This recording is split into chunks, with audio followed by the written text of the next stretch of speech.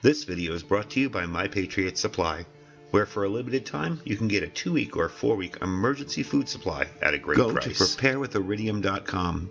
These kits feature delicious USA-grown and packed food with a 25-year shelf life. The demand for these kits is extremely high right now, but My Patriot Supply is filling the orders on a first-come, first-served basis and honoring the discount price at my website. To get in line, go to preparewithiridium.com. That's preparewithiridium.com. Hey everybody, welcome back. Today we're going to talk about some emergency uses for bleach.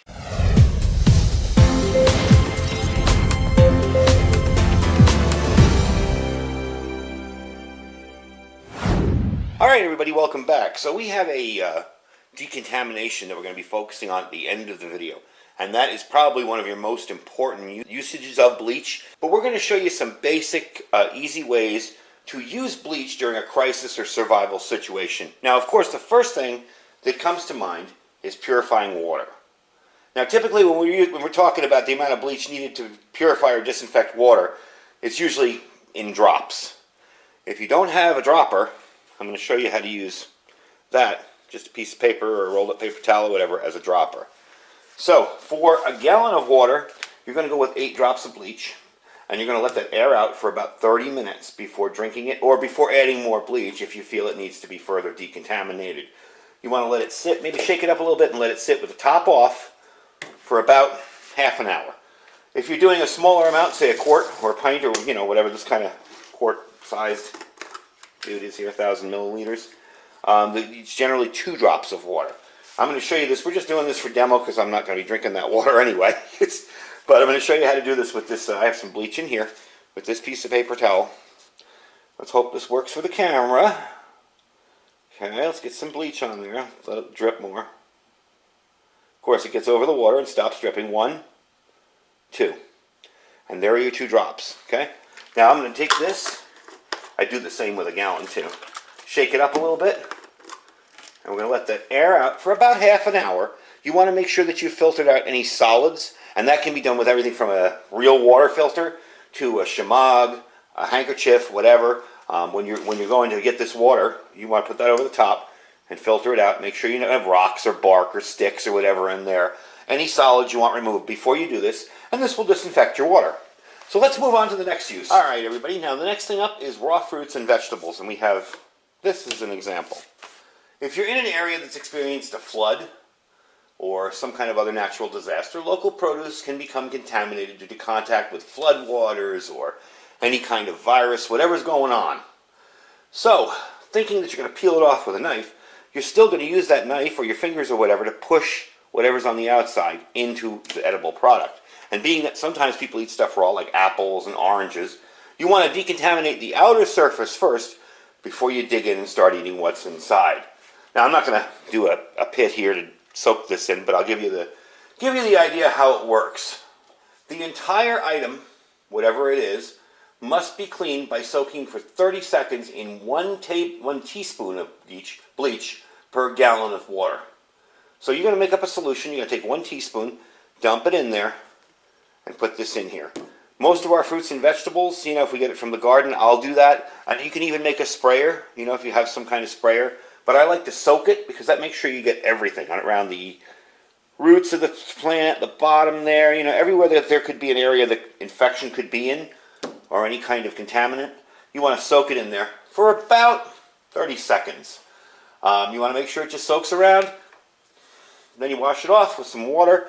There's an important point though. You want to let it air dry. You don't want to start drying it off because you don't want to contaminate it again. You want to let whatever's left of that bleach solution kill off any bacteria that's left on there. Now, another interesting thing that's kind of unrelated to vegetables and water. Some people think that spraying bleach in the air will kill bacteria.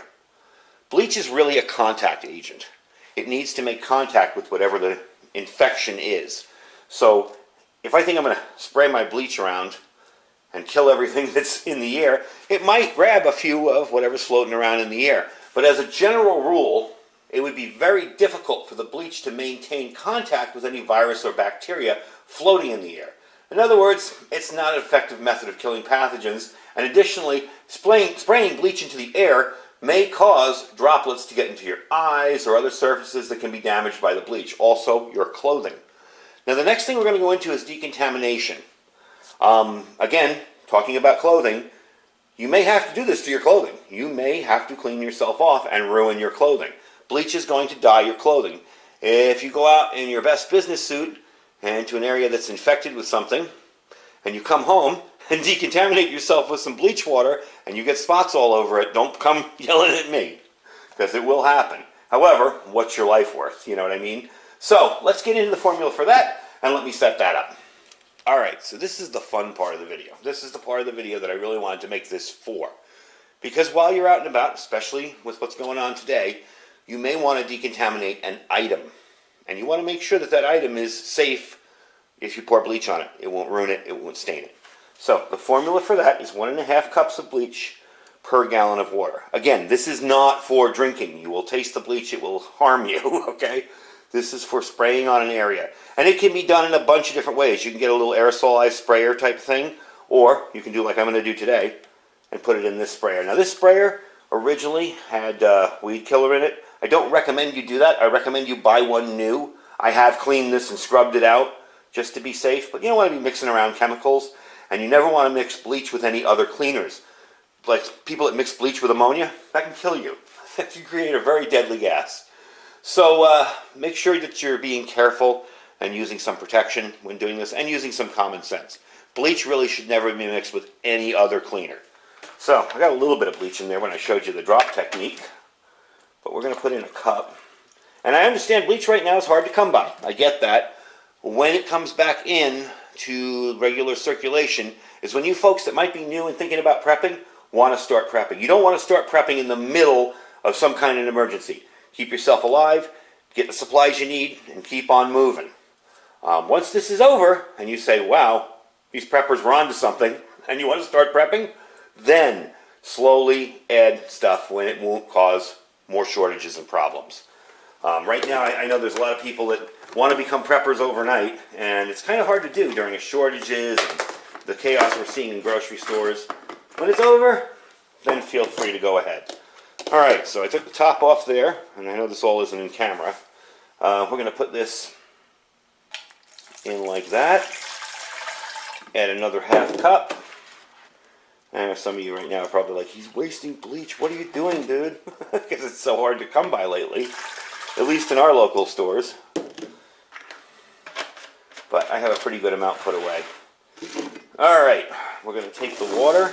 I did have a funnel, but I really didn't need it. I don't think I'll need it. Watch now, it'll spill everywhere. There you go. Now you're going to take this. We're going to find something outside to decontaminate. You're going to take this and pump it up and spray it with a nice even, you want even strokes. You want to go all the way across whatever item you're trying to decontaminate, up and down a few times. So if you missed a few spots, because as thorough as you think a sprayer is, it'll always leave one little area exposed. Another side note before we pump this up and take it outside, if you want to decontaminate via a shower, I would say half a cup of bleach to a gallon, because bleach is very, very tough on your skin. Mix it up very, very well. Now you can get yourself one of those privacy shower tents that they use for campsites, and you can build yourself one of these like I built. I'm going to back the camera up a little bit so you can see that. Actually, I'll just move it around. This is a larger weed killer type thing that's never seen any kind of weed killer. I painted it black. Let's back it up a little bit so you can see what I'm showing you here. I painted it black and I added some hardware onto it. I'm going to link the video where I built this in, and I added a little the thing that sits by your sink to wash dishes, a rinse. And I have hardware here that I put together, and I will link the video where I built this in. I've painted it black so I can make the water hot in, say, direct sunlight. I can leave it outside for a couple hours and have a hot shower. But maybe a half cup to a quarter cup of bleach, and fill that up with water, and you'll be able to decontaminate yourself. You do not want to wash with that every single day. I'm talking about worst case scenario emergencies. So, I'm going to pump this up, probably about 30 or 40 pumps, because I got a lot of room in there, and I know this one takes a lot. And I'm going to take it outside. I'm going to show you how I would decontaminate, say, a chair somebody sat in. All right, So I got my thing all pumped up. It took about 40 pumps. What we're going to do is go across here, and I'm going to just spray it down. You want to soak it good, and you might have to repump it a few times. You want to get areas where maybe somebody sat and made contact with the chair, and you want to let this dry for a minimum of 3 minutes, air dry. Now, it's probably going to take a little bit longer today to air dry because it's kind of damp. As you could see when I started, there was some water on the chair already. It rained last night, so it's a little damp.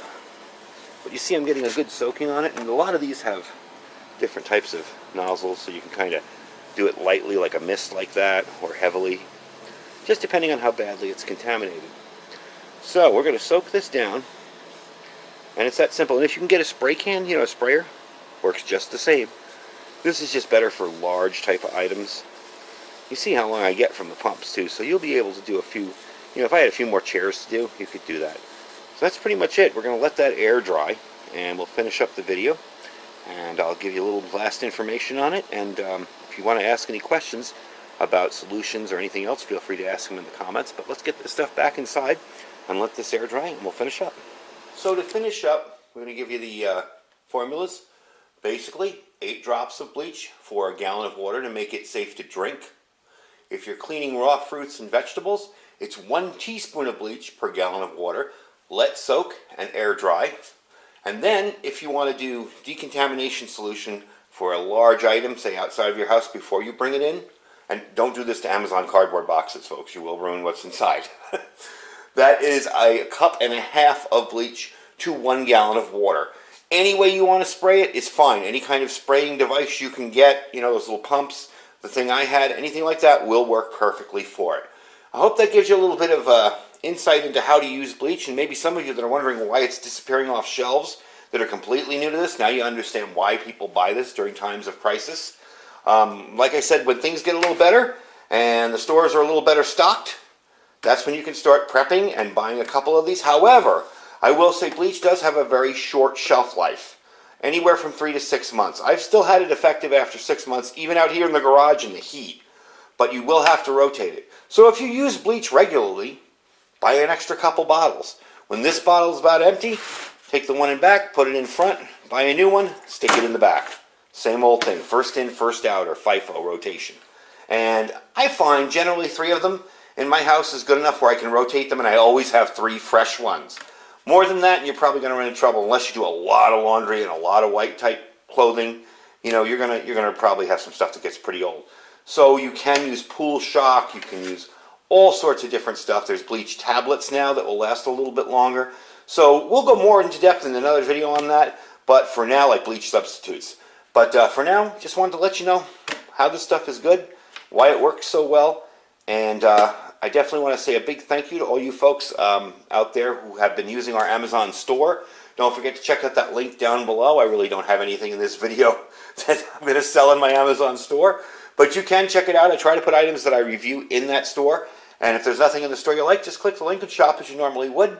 Don't forget, like we saw in the beginning, that My Patriot Supply was nice enough to sponsor this video, and don't forget to check out preparewithiridium.com, and don't forget to check out our Olight link down below. Check them out, see what kind of flashlights they got. We got some more sales coming up, so make sure you get registered over there if you get any freebies you want. Anyway, folks, so thank you for watching. Stay safe and stay prepared.